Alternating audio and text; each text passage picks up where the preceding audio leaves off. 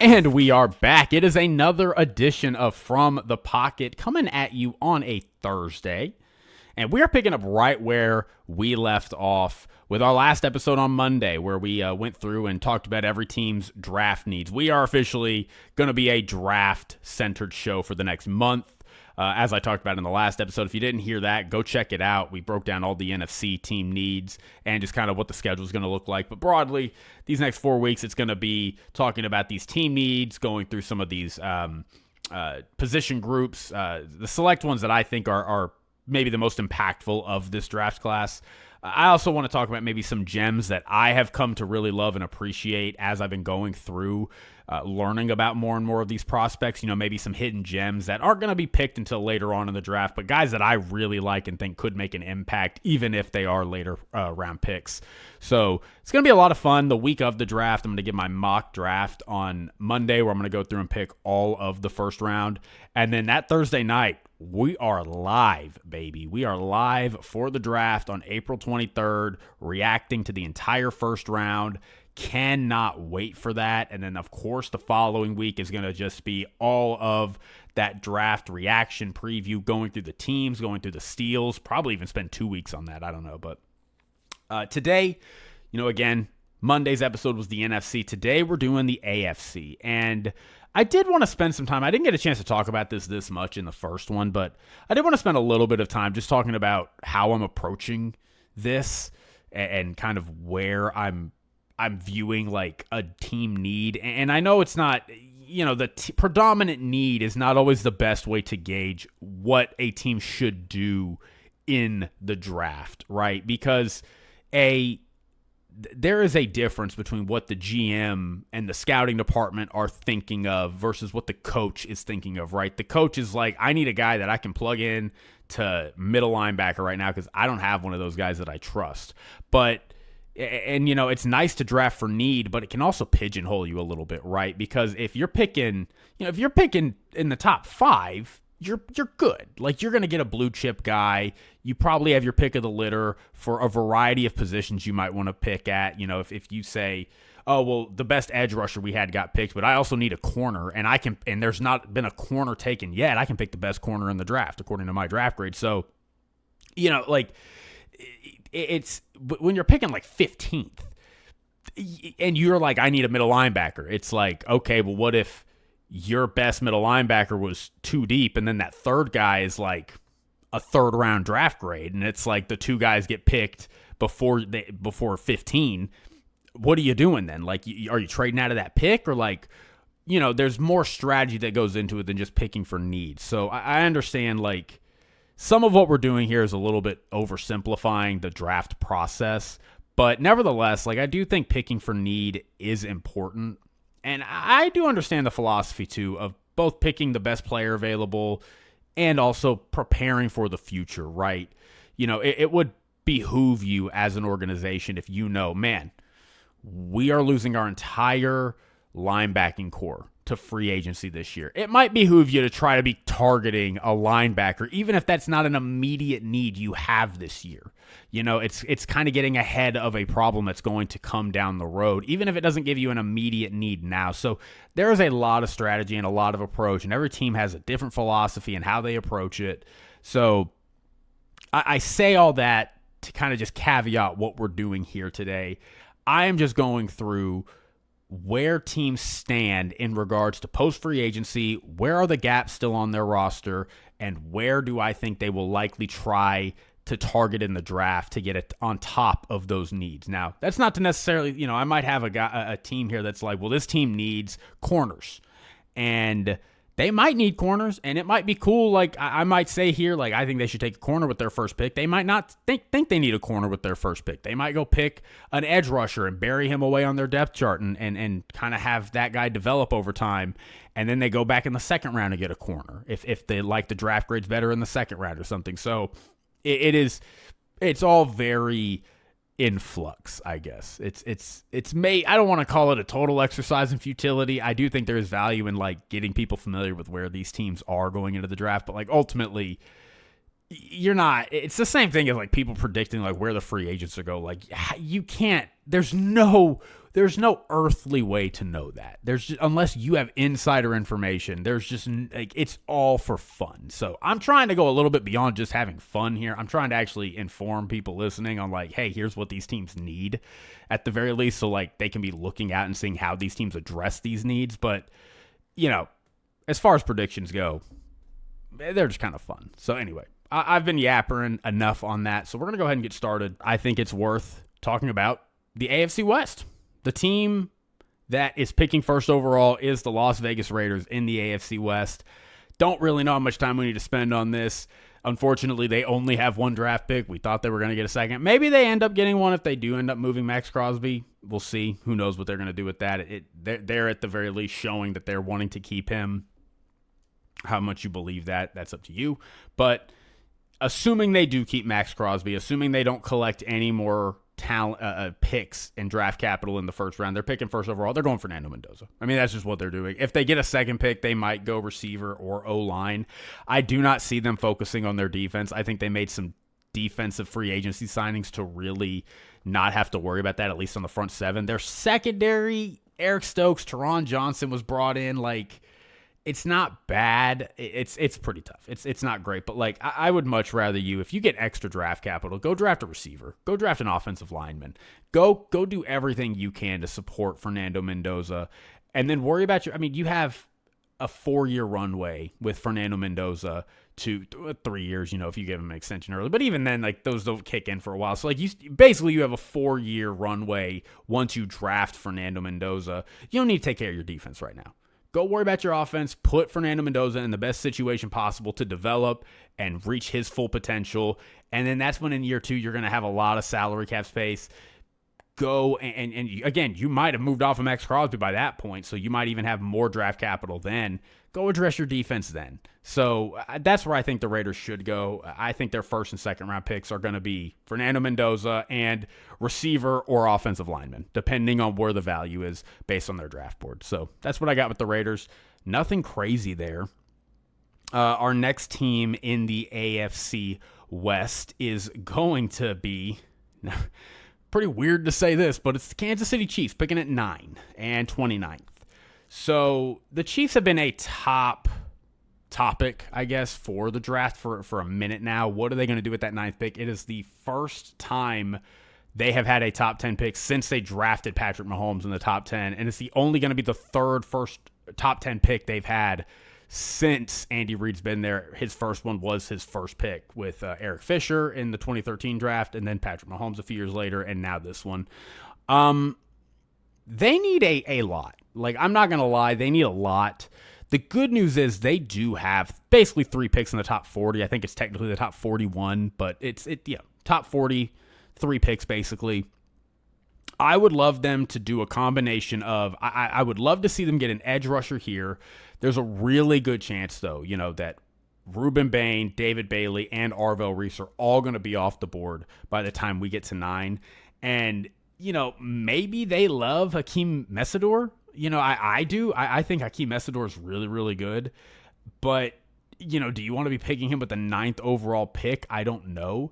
They need corner help. I don't think their corner situation is as bad as people want to make it out to be. I had some people get mad at me about my Chiefs free agency take. They still have Christian Fulton. Noah Williams last year showed a lot of signs. Alohi Gilman is a really solid corner, I think. Like, it's not perfect, but if I'm the Chiefs, especially knowing that the Chiefs are really good at finding value with corners, and whether it's later in the draft or even later in the first round, I think the ideal here is the Chiefs prioritize edge or receiver.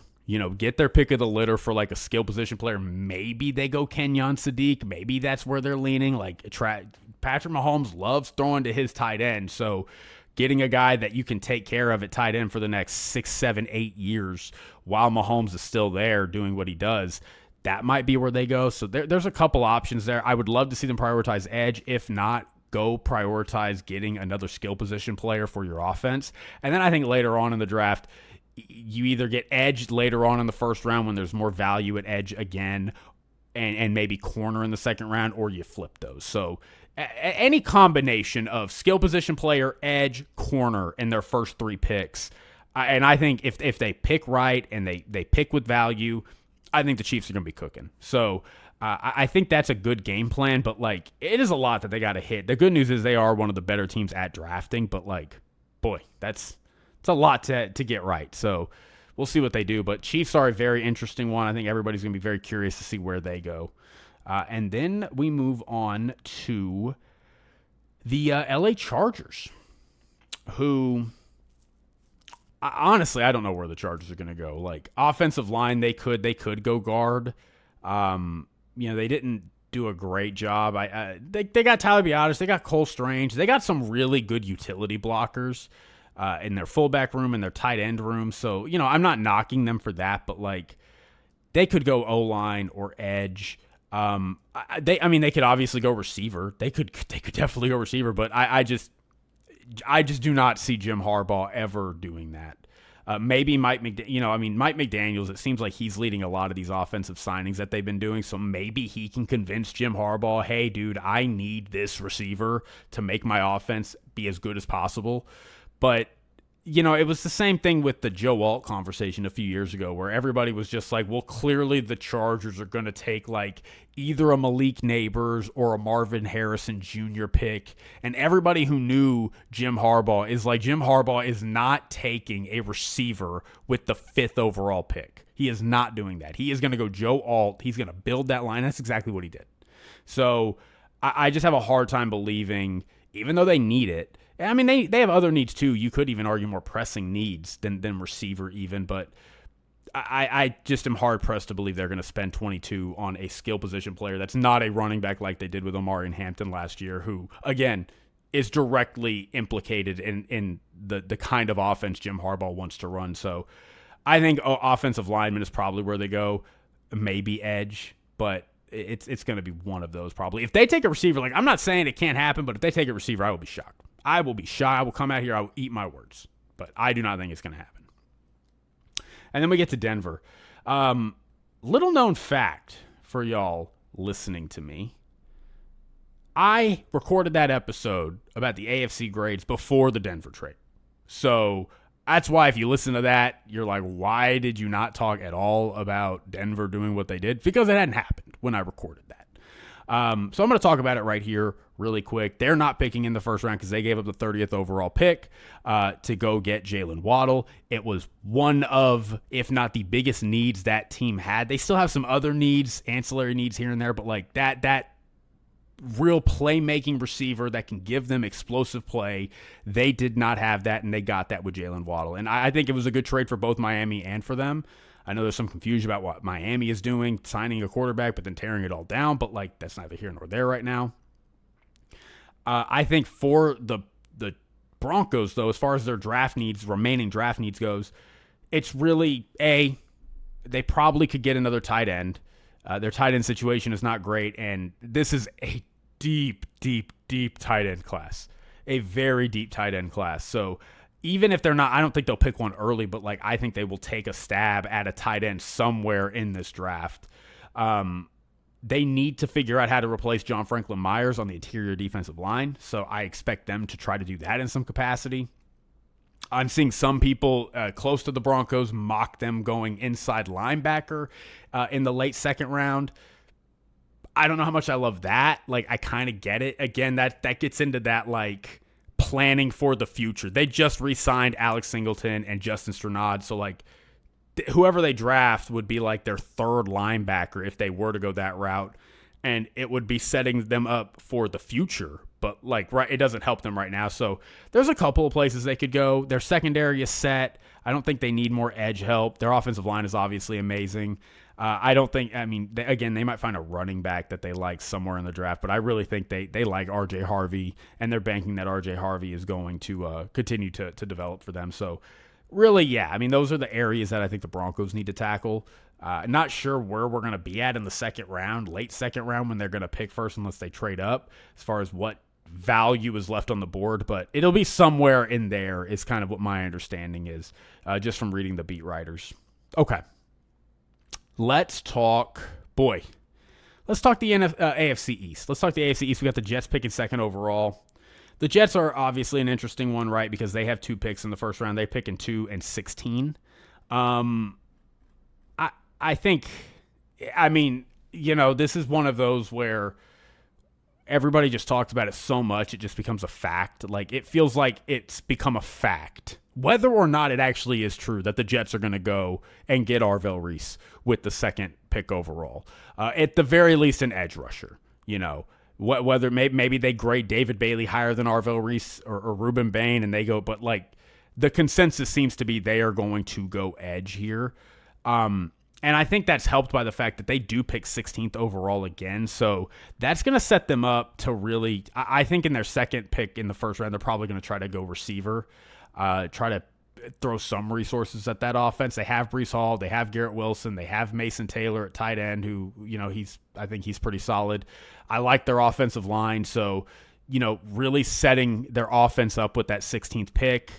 Maybe they like a receiver at 16. There's a few that have pretty high or, mid to high or lower first round grades, I guess.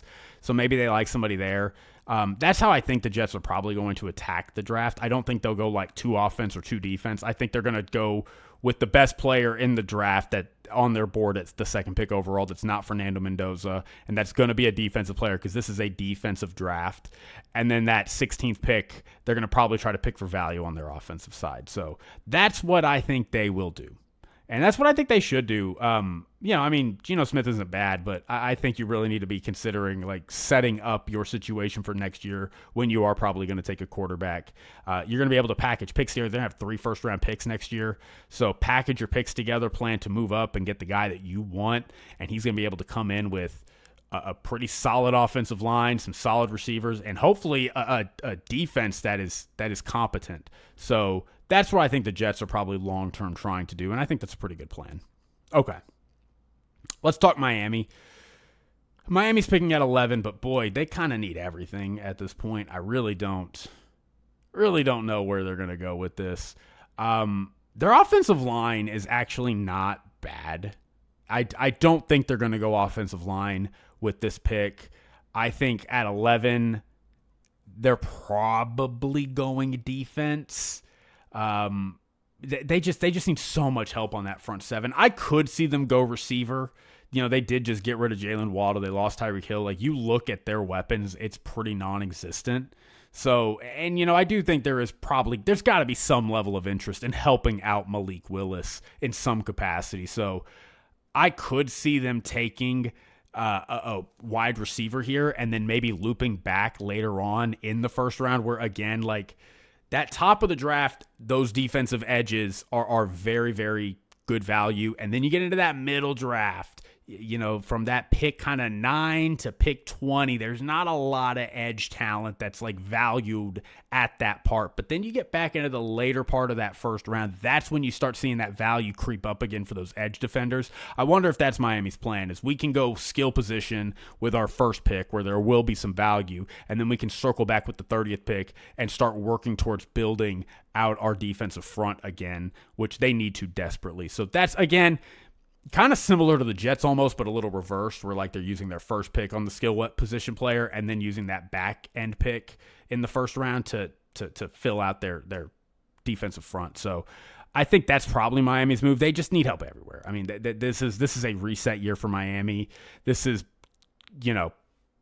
take our medicine, pay off our debts, build up some draft capital in the bank, and get ready to go into next year and take advantage of a nucleus that we are working to build right now in this draft. They have 7 picks in the top 100, which I think over the past like 3 years or something, I can't remember the exact stat, but it's something like the last 3 years, they've had a combined 6 top 100 picks, and now they have 7 in this draft alone. So this is a big, big, big draft for Miami. Whatever they decide to do is in terms of what positions they address, like they need to hit guys here. This is the kind of draft that if you hit it correctly, we would look at 2 years from now when Miami is an elite team in the NFL and go, this was the turning point for them. In the fact that they had all these top 100 picks, they sold off their team, and they made the decisions they should have made. They drafted the players they should have, and this is a pivotal draft for Miami. If they fail it, you're just continuing to see that kind of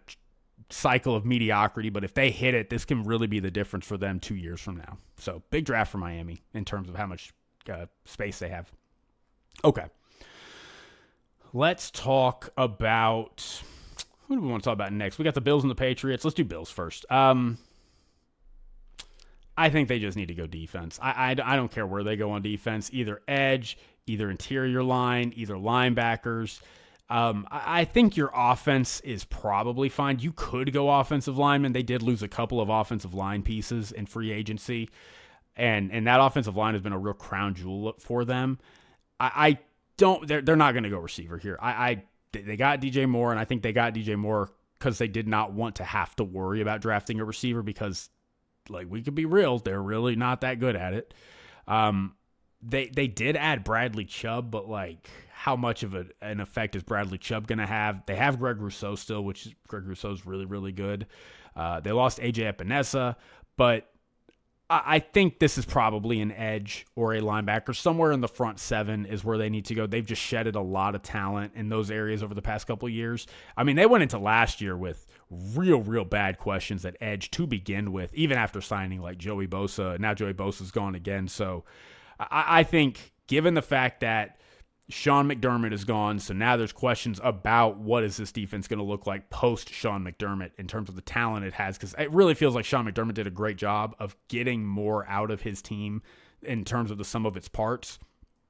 Without him, what is it? You need to bank some talent on that side of the ball and trust Josh Allen can just kind of get the job done on offense with what you have and what you've given him. I mean, he's got a top-tier running back. He's got some good tight ends. He's now got DJ Moore. He's still got Khalil Shakir. So I think here you got to go edge and just cross your fingers.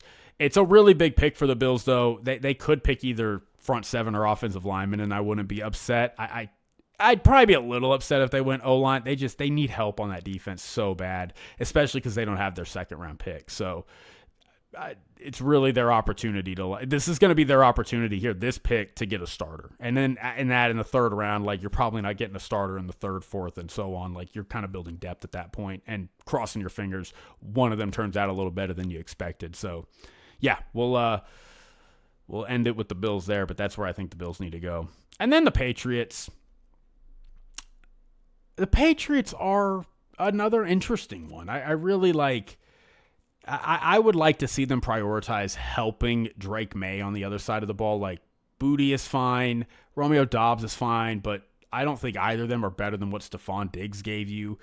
Your offensive line is okay. Like, I like the pieces they have on the offensive line. And I think the Elijah Vera Tucker signing is really what helps solidify it overall. At least at the guard spot. I have more faith in Will Campbell than I think a lot of people do. Will Campbell was pretty good last year until he got hurt. And then, he came back in the playoffs. He still clearly was not the same, and he's going up against top-tier elite play every single week. Like, yeah, dude, you're going to look bad. Like, that doesn't mean he's a bad tackle. That doesn't mean we need to be rash and bump him into guard. Like, he was a solid tackle until he got hurt, and he came back probably too early, and he came back at a bad time anyway because it was the play. Like, I'm not freaking out about Will Campbell. I like Elijah Vera Tucker. That center position, we'll see. I mean, they got some interior offensive linemen to talk about. We'll see. Morgan Moses is still there, but NFL.com is saying their biggest needs are edge and defensive line. Yeah, I guess. I mean, I just really think you need to help Drake May. Like, you can't. Drake May was awesome last year, but, like, your game plan for Drake May going into year 3 in a prime opportunity for him to regress, especially after what we saw from him in the playoffs, like, you have to get him some help. You have to prioritize helping him, whether that's drafting another tight end, whether that's drafting a receiver late. When you're picking at 31, it can be very, very tough to build out your roster with quality players and starters more specifically. So I don't know how much of that is going to be there for them. This might be just a pick where they're like, even in the first round, they're trying to maybe add some depth. But I won't hate it if they go front seven, but I really want them to prioritize helping Drake May in some capacity. Okay. that is the AFC East. Let's talk about the AFC South. We got a few people picking early in this one. We got the Titans picking 4th overall. They're going to go one of two things. Like, it's a lock, in my opinion. They're either drafting Jeremiah Love or they're drafting the best receiver on their board. Like, it's one of those two things. And I probably lean Jeremiah Love. I think it's just a smart move for them. They spent a ton of talent on their defensive side. They did also sign Wan'Dale Robinson, which I'm not that big on the Wan'Dale Robinson signing. I don't really buy Wan'Dale Robinson as a one for them. Not at $18 million a year. Like, I think Wan'Dale is fine if you're dropping him into a room that already has a developed receiver core. If Wan'Dale Robinson is supposed to be the guy that you're throwing to, I just don't love it. So I could still see. I hope they understand that too. And they're willing to understand we still need to draft a top-tier receiver if we can get it. But I think the Jeremiah Love one is the best way you can help a young quarterback going into year 2 like Cam Ward is to get him a guy that he can just hand the ball off to 30 times a game. And I don't know if Jeremiah Love is a bell cow back in that sense. So but you get way closer to being able to do that. You hand it off to him 20 times, and then you split the other 10 between Tajee Spears and Tony Pollard. I think that helps you get a little closer to where you're trying to be. Like, that is the best, most surefire way to help your young quarterback, is to give him a reliable player that I don't have to throw it every down. I don't have to throw it to this receiver every down. I can just hand the ball off, and we can play ball control. So I like Jeremiah Love going to the Titans. I think that's probably what will happen, but if he doesn't go, they're taking a receiver. It's one of those. They just spent so much money on the defense and not that much on the offense for me to believe that they're not going to do something to support Cam Ward here with the 4th overall pick. So that is what I got there. And for continuing in this division, we go all the way down to the the Jaguars. The Jaguars aren't picking in the first round. That is, oh man, dang, the Jaguars really leveraged their entire team this past year. I mean, they really were contenders. Like, if they had beaten the Bills, I would have liked them to have been able to maybe go the distance. But man, I mean, maxed out on salary cap space, traded a pick to go get Travis Hunter last year. So now you're not in the first round. That's tough. And they did lose a lot of talent. Yeah, that's tough. Wow. We're going to have to talk about the Jaguars a little more in depth later on down the road. But for now, we'll come back to them. The Colts, too. They're picking for the Jets. The Colts, I think they need some front seven help. I think they need receiver help bad. Like, I understand that we're all optimistic about Alec Pierce and Josh Downs. And I like Alec Pierce and Josh Downs, but I think you need a little more. They need some defensive help, and they need some outside perimeter help too. So that's probably where I think they will go with their pick when they get to it in the second round. Unless they trade up, which if they trade up, that'd be kind of crazy. And we'll end with the Texans here in this division. Who do we need to say it? I mean, do we really need to say what the Texans need? I mean, we know what the Texans need. They need offensive line, and I pray to God that they actually draft an offensive lineman here. I know that, again, the value gets a little wonky, and maybe they get there and they're like, we got a second round grade on this guy. I don't really want to pick him at 28. We're going to take this player who plays defense or something, that we know we can plug into, and we just make one of the best defenses in the league even better. Like, I'm not saying I would understand that, but dog, y'all need O-line. Please draft an O-lineman. Please draft an offensive lineman. For the love of God, draft an offensive lineman. Okay. We're going to move on from the Texans. Okay, let's do our final division. The AFC North. We got a few people picking early in this one right here. We got the Browns picking at 6 to start. Yeah, I don't know. I don't know. I mean, they need quarterback, but they're not going to get a quarterback. They could go offensive line, but I would really like to see them probably take a receiver here. I don't want them to take a defensive player. Do not take a defensive player. Your defense is fine, okay? Your defense is fine. You have a great front seven. your corner, yeah, maybe your secondary could use another piece. Everybody's secondary could, but like this either needs to be an offensive line pick or a receiver pick. Like you need to do something to support that offense to just make it at least comparable to the rest of the league. Your offensive line is not bad. I mean, they lost basically all of their starters into free agency. I think they re-signed one of them, and then the other three they signed, and they have a guy basically for every spot now. But maybe they draft an offensive lineman to give them a little more flexibility in where they put some of those players. I could see that. I mean, you also I don't think you want all of your offensive linemen coming from free agency. Like you probably need to draft and develop some people, but a receiver too. I mean, your best guy is Jerry Jeudy, and Jerry Jeudy is not that great. So I love some of their tight ends. I think they have a decent running back room. If you get a receiver, I think you can really kind of build and complement that out. Just do something on offense, just whatever it is. Draft Ty Simpson. I mean, I think you'd be crazy, but like, okay, like at least you're doing something on that side of the ball, Maybe they love Ty Simpson. Who knows?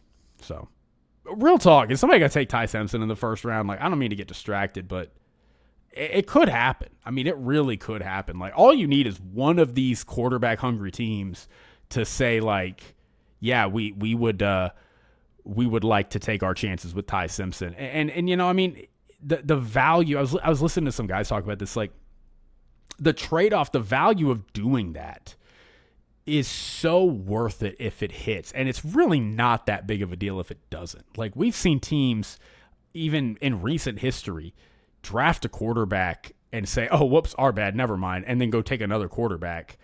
And they kind of just be fine for doing it.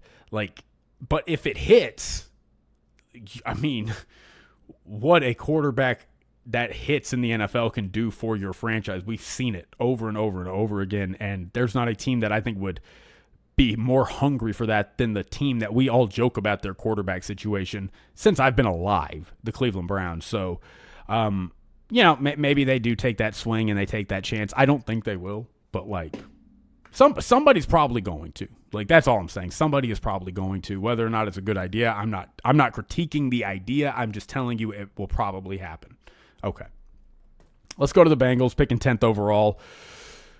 I mean, I love the Bengals as a potential. They signed Brian Cooks, so I liked them for Caleb Downs. I don't know how much I like them for Caleb Downs now. I still think they might.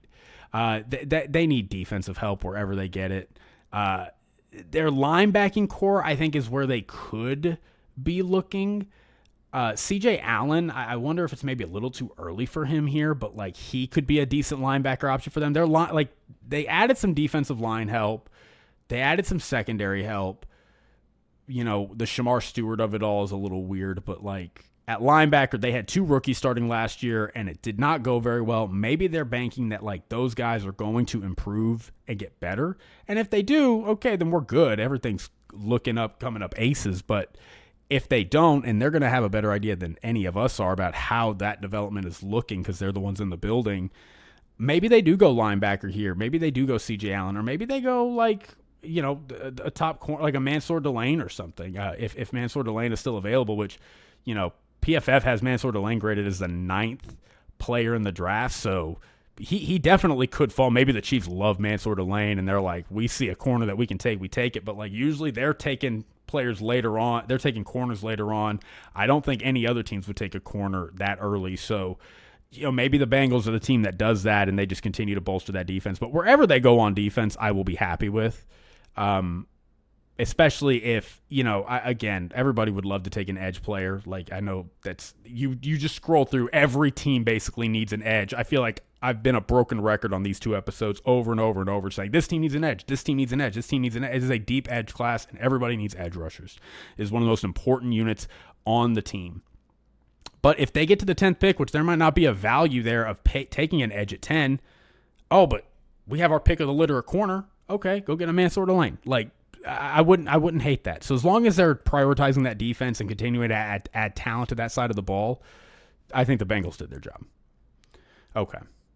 We move on to I forgot to mention, the Browns have a second pick in the first round, so Maybe that's where they get creative and go like Ty Simpson or something. Like, just to go back to that conversation, I don't mean to beat that into the ground, but like that'd be kind of funny if, they pick like a receiver or an offensive lineman with the 6th pick. They should probably continue to bolster whatever they don't pick at 6 at 24. But, if you want to have a throwaway pick and just take a shot at a quarterback, that could be it. Because, like, no offense to Shedeur Sanders, but like if you watched Shedeur Sanders last year, Shedeur Sanders is almost certainly not the long-term answer at quarterback. Like, he's just not. So maybe the Browns like one of the quarterbacks. I don't know. 24 feels like a good maybe throwaway pick if you want to take a shot at that. I don't know. I'm not a GM, but that seems like a fun thing. Just a fun little thought experiment. So who knows? Okay. Let's see who else. We got Steelers and the Ravens last. Yeah, and then we can get on out of here. So the Steelers. Well, we'll do the Ravens first. They're picking at 14. I think the Ravens. I think they probably should go receiver or offensive line. One of those, like, they should be able to get a really good player in either of those position groups at 14. They still need some help in the interior offensive line, but it's more at the center spot, which makes it a little weird. They did sign John Simpson. They could draft a guard here, but like, do you really want to be spending your 14th pick on a guard?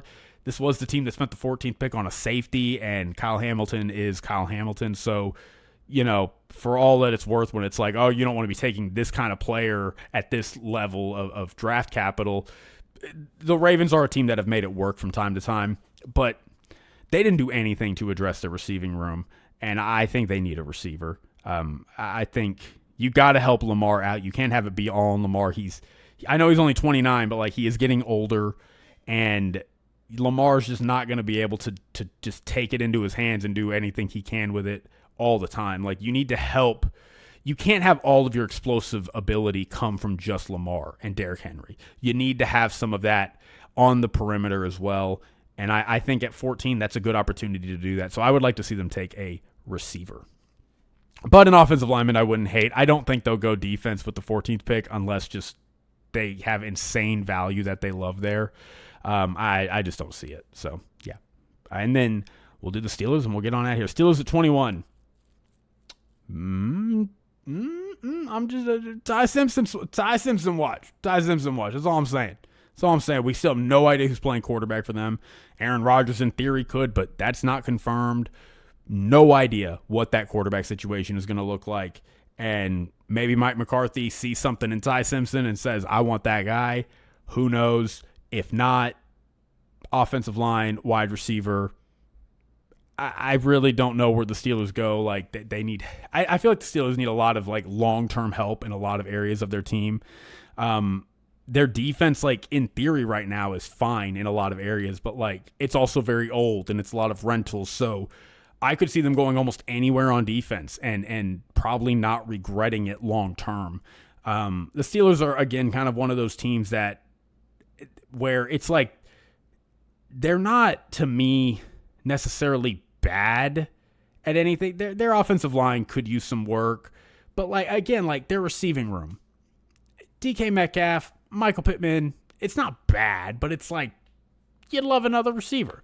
Their running back room, Rico Dowdle, Jalen Warren, like, not bad, but like, probably wouldn't hate another running back. Like, their defensive line is old. Their secondary is old. Their linebacking core, like, I feel like they could kind of go wherever they need to go, and I would just be hoping that they're doing it with the eye of having a long-term plan, because that's really where I think the Steelers, this nucleus is not doing anything. Like, they're going to probably win 9 or 10 games like they typically do.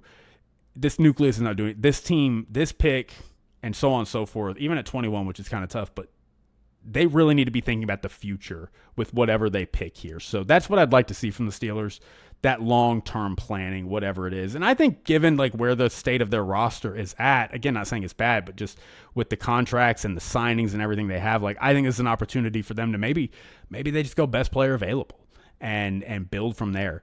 Or maybe they draft a quarterback and shock the world. I don't know. We'll see. But that'll be fun. But that is it. I will let everybody go now. I appreciate you rocking with me, walking through all this. Let me know what you thought. Let me know where you disagree. Let me know where you agree. But keep it civil. We don't need people being rude to each other. We're just talking football. This is just football talk. It's fun. It's a good time. Let me know what you're hoping your team does. Let me know where you disagree with me. Let me know where you agree with me. But give me a like, give me a comment, give me a share, give me a rating. Go talk about me to your friends. Go spread the word. Posting episodes every Monday and Thursday. If you didn't hear the NFC team needs, go check that out. But yeah, love you, cherish you, appreciate you. Thanks for listening. Take it easy. I will see you on Monday with probably our first, probably the start of our breakdowns for position groups in this upcoming draft. So a lot of fun. So, all right, bye everybody.